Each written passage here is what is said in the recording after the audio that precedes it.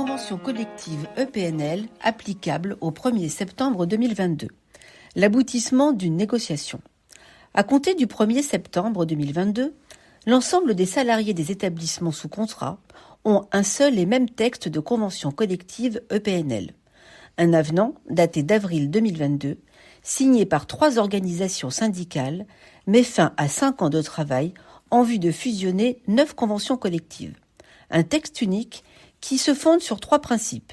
L'harmonisation, avec un texte unique pour tous, l'adaptation aux besoins des établissements, l'innovation sur des nouvelles formules contractuelles, sur les conditions de travail et les parcours professionnels. Les principaux changements. Un seul texte avec le maintien des grands principes conventionnels, une démarche pérenne avec toujours une fiche de poste, une fiche de classification et un planning annuel. Une gestion simplifiée du temps de travail. Les CDI, CDD temps plein et temps partiel bénéficient d'un planning annuel avec une répartition pluri-hebdomadaire de périodes travaillées et non travaillées.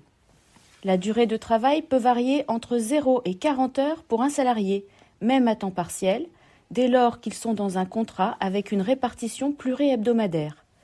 Plus de temps minimal de travail à 18 heures, possibilité d'annualiser y compris en cours de départ ou d'arrivée, en cours d'année. Contingent d'heures supplémentaires possible, 220 heures par salarié et par an. La période de référence des congés payés du 1er septembre au 31 août devient obligatoire.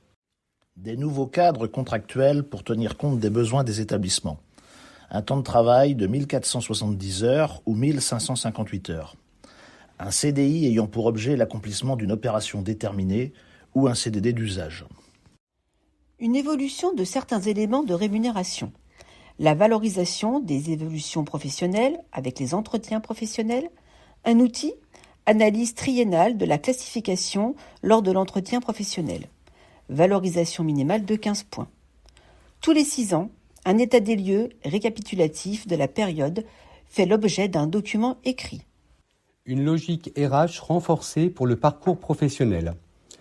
Pour l'entretien professionnel, il se déroulera tous les 3 ans, relecture, analyse, évolution du poste et classification. L'importance de la formation pour l'évolution du parcours professionnel. La santé et la sécurité des salariés. Prévention et mise en place d'actions renforcées, comme l'anticipation des risques, la charge de travail, le droit à la déconnexion. Le document unique d'évaluation des risques reste un outil central. Les autres évolutions.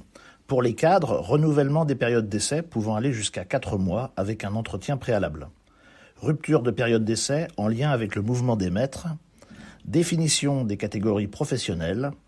Des autorisations d'absence pour des événements exceptionnels.